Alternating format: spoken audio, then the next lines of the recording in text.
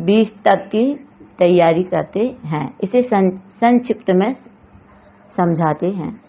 जैसे बच्चों पहला प्रश्न है, एक पुर्तगाली खोजकर्ता खालिस्तान ने सन 1498 में भारत के लिए समुद्री मार्ग की खोज की थी। इसके 4 विकल्प हैं। A Vasco da Gama, B Captain Cook, C Christopher Columbus और डी मैगलन। बच्चों समुद्री नवीन मार्गों की खोज का बीड़ा कोलंबस और वास्को डी गामा जैसे प्रसिद्ध नाविकों ने उठाया था।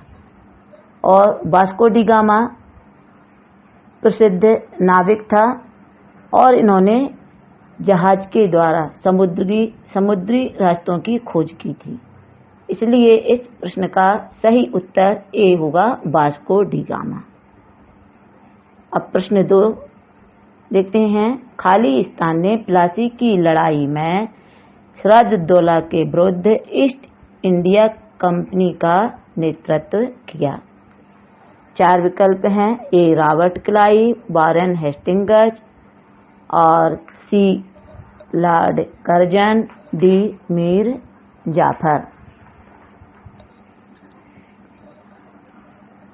बच्चों सिराजुद्दौला जो था, ये सिराजुद्दौला नवाब के कुछ दुश्मन थे, उनको रॉबर्ट क्लाइव ने अपनी सुरक्षा में ले लिया था और षड्यंत्र के द्वारा सिराजुद्दौला को हटाकर मीर जाफर को वहाँ का नवाब बनाया जाना था। इसकी जानकारी का पता चलते ही 23 जून 1757 ईस्वी को क्लाइव तथा नवाब की सेनाओं के बीच प्लासी के मैदान में युद्ध हुआ, जिसका ईस्ट इंडिया कंपनी का नेतृत्व रॉबर्ट क्लाइव ने किया था। इसलिए इस प्रश्न का सही उत्तर है रॉबर्ट क्लाइव। प्रश्न 3, खालिस्तान शांति निकेतन से संबंधित है। इसके 4 उत्तर हैं। A Mahatma Gandhi, B doctor BR Ambedkar, C Rabindranath Tagore, D Shri Narayana Guru. बच्चों शांति निकेतन विश्वविद्यालय है जिसकी स्थापना रविंद्रनाथ टैगोर ने की। इसलिए इस प्रश्न का सही उत्तर है रविंद्रनाथ टैगोर। प्रश्न 4, मुगल शासकों ने अपना शासन मुख्यतः खालिस्तान से चलाया। के 4 विकल्प हैं। ए आगरा और कानपुर, बी दिल्ली और मेरठ, सी पटना और कलकत्ता, डी दिल्ली और आगरा। इसका सही उत्तर है बच्चों दिल्ली और आगरा। फिर अगला है प्रश्न 5, दस्तावेजों को सुरक्षित रखने के लिए खालिस्तान प्रयोग में नहीं आता। इसके 4 उत्तर है। ए प्रांतीय सचिवालय, बी कमिश्नर का कार्यालय, सी कलेक्टर का कार्यालय, डी सिनेमाघर। तो बच्चों यहाँ पर जो 3 विकल्प हैं ए, बी और सी, ये सभी कार्यालय शासकीय हैं और शासकीय कार्यालयों में दस्तावेजों को सुरक्षित रखा जाता है। पर प्रश्न में पूछा गया है कि दस्तावेजों को सुरक्षित रखने के लिए खालिस्तान प्रयोग में नहीं आता था, इसलिए सिनेमाघर इसका सही उत्तर है।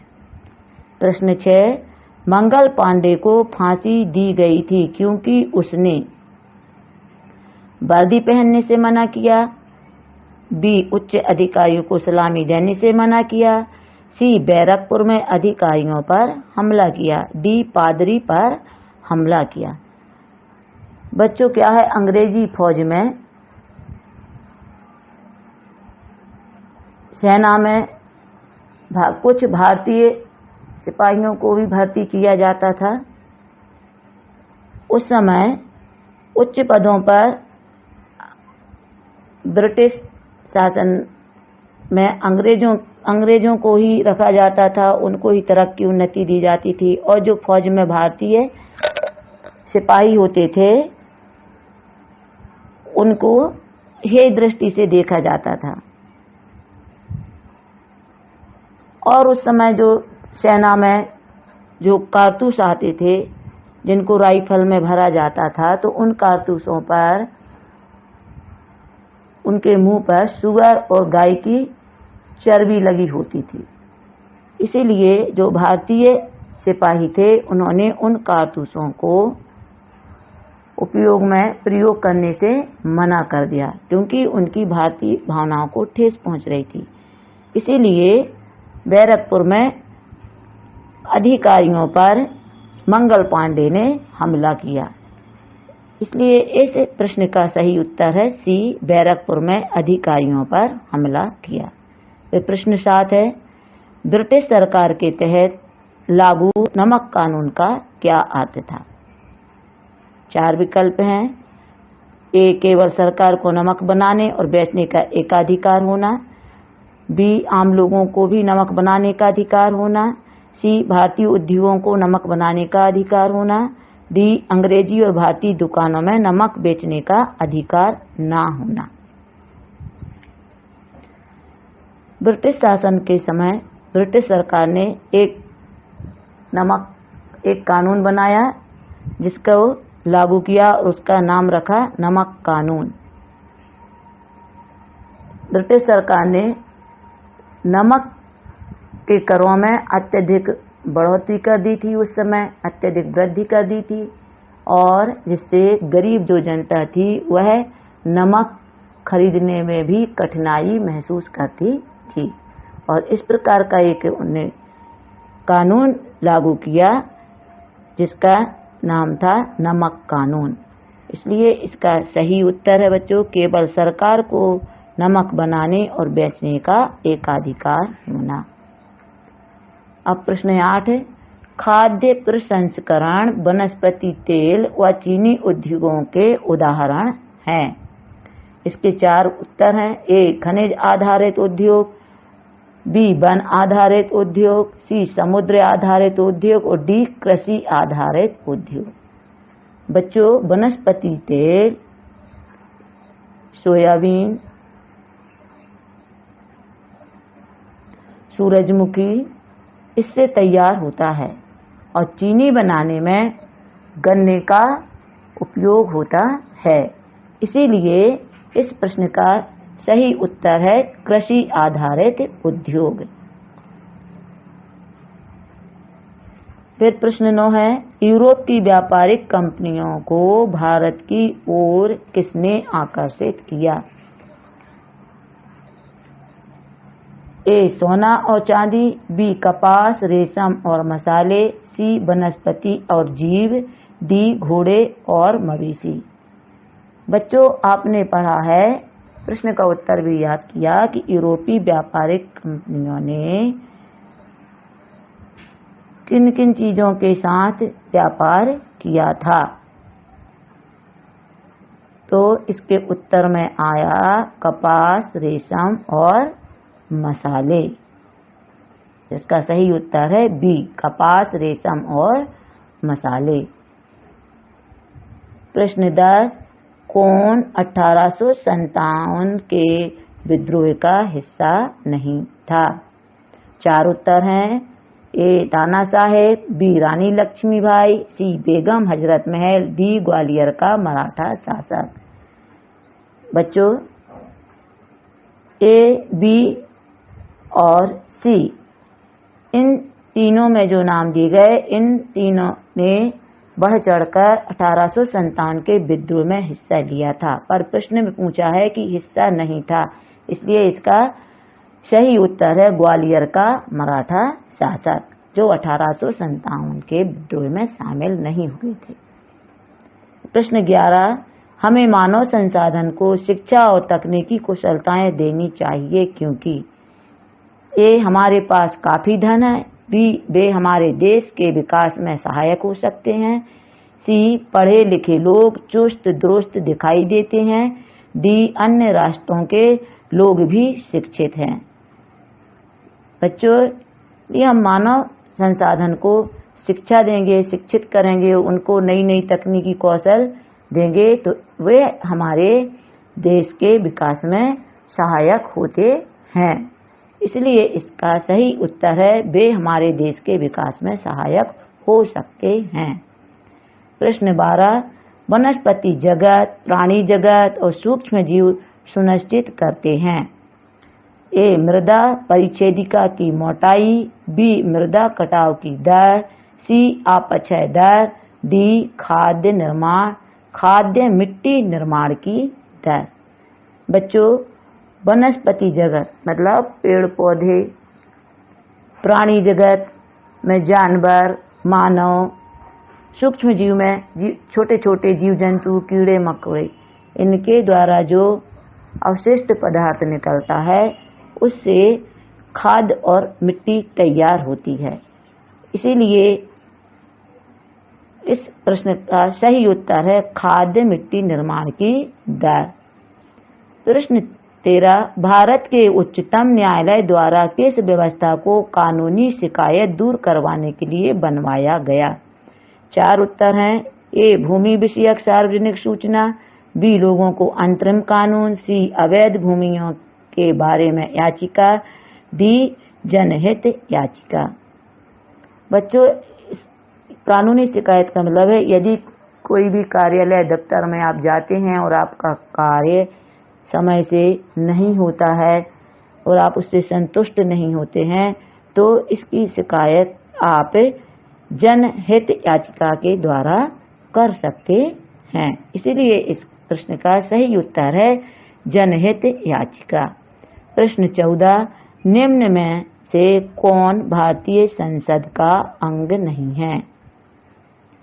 ए, राष्ट्रपति, बी, राज्यसभा, सी, सर्वोच्च न्यायालय और डी, लोकसभा। ए, बी और सी यह तीनों भारतीय संसद के अंग हैं और जो सी है सर्वोच्च न्यायालय, यह भारतीय संसद का अंग नहीं है। इसलिए इस प्रश्न का सही उत्तर है सर्वोच्च न्यायालय, सी। प्रश्न 15, नीचे दिए गए चित्र में एक औद्योगिक गतिविधि को दर्शाया गया है। बच्चों, इस चित्र को ध्यान से देखिए। यह चित्र किस उद्योग से संबंधित है? ए, चीनी, बी, वस्त्र, सी, इस्पात और डी, मुद्रण। तो बच्चों, यह जो उद्योग है यह हाथ करघा उद्योग है। इसमें कपड़ों को कैसे तैयार किया जाता है, वस्त्रों का कैसे निर्माण किया जाता है, यह बताया गया है। इसीलिए इस प्रश्न का सही उत्तर है बी, वस्त्र। प्रश्न 16, 2019 के आम चुनावों में लगभग 1,50,000 पेड़ों को बचाया जा सका। यह इसलिए संभव हुआ क्योंकि इसके 4 उत्तर हैं। ए, मतदान पत्र को आकार में छोटा बना दिया गया था, बी, इलेक्ट्रॉनिक मतदान मशीन का उपयोग किया गया था, सी, बहुत कम मतदाता मतदान करने आए थे, डी, 2019 में चुनावों को स्थगित कर दिया गया था। बच्चों, 2019 के पहले जो चुनाव होते थे उसमें जो मतदान किया जाता था तो है एक बैलेट पेपर छपते थे, उनमें बहुत अधिक मात्रा में कागज का उपयोग होता था। इसलिए कागज पेड़ों को बचाने के लिए 2019 के चुनावों में मतदान करने के लिए इलेक्ट्रॉनिक मशीनों का उपयोग किया गया, इलेक्ट्रॉनिक मतदान मशीन का उपयोग किया गया। इसीलिए इस प्रश्न का सही उत्तर है बी, इलेक्ट्रॉनिक मतदान मशीन का उपयोग किया गया था। प्रश्न 17, पिछला लोकसभा चुनाव 2019 में हुआ था। यदि वर्तमान सरकार अपना कार्यकाल पूरा करती है तब आगामी लोकसभा चुनाव कब होगा? उत्तर हैं 4, ए 2024, बी 2025, सी 2023, डी 2021। बच्चों, प्रत्येक सरकार का जो कार्यकाल होता है वह 5 वर्ष का होता है। इसलिए यदि सरकार का कार्यकाल पूरा होगा 5 वर्ष, तो जो आगामी लोकसभा चुनाव है वह 2024 में होगा। इसका सही उत्तर है ए 2024। प्रश्न 18, राजू के पास 2 एकड़ कृषि भूमि है। वह अपनी भूमि भास्कर को 3 वर्षों के लिए पट्टे पर देता है।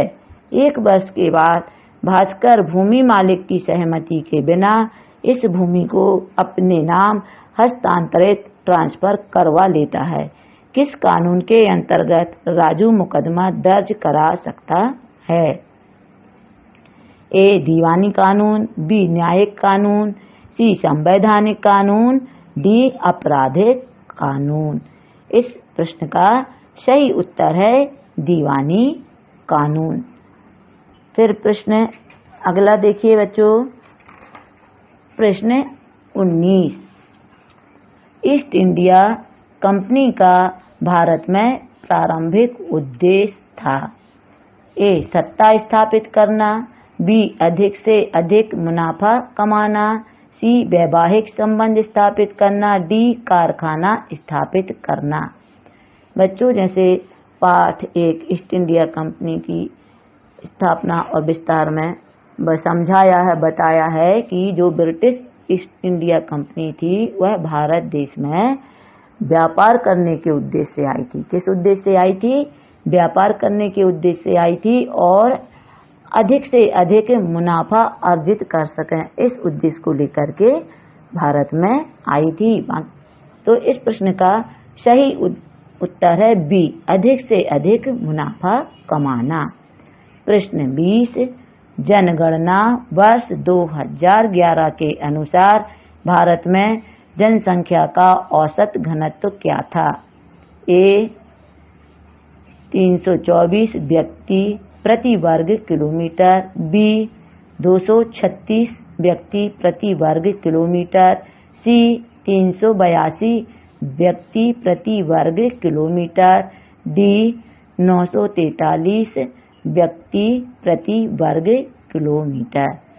बच्चों, इस प्रश्न का सही उत्तर है जनगणना वर्ष 2011 के अनुसार सी 382 व्यक्ति प्रति वर्ग किलोमीटर। तो बच्चों, प्रश्न 1 से प्रश्न 20 तक